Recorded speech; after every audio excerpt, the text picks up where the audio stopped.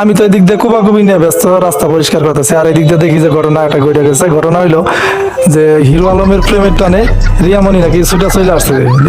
দেখলাম নিউজে দেখলাম যে হিরো আলম গুরুতর আহত, এদিকে রিয়ামণি তার কাছে ছুটে চলে আসছে দেখার জন্য।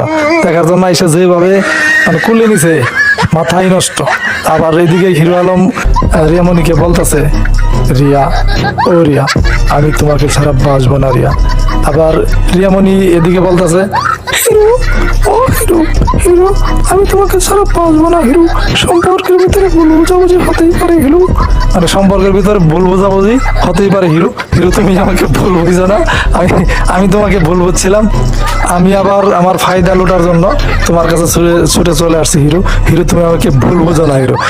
তাই মাঝে মধ্যে ভাবি যে কি এক জীবন আমাদের, কি এক জীবন দিল যে রিয়ামণির মতো কোনো মহিলা আজ পর্যন্ত আমাদের দেখে বা আমাদের প্রেমের টানে ছুটে আসলো না। এর একটা জীবন হইলো।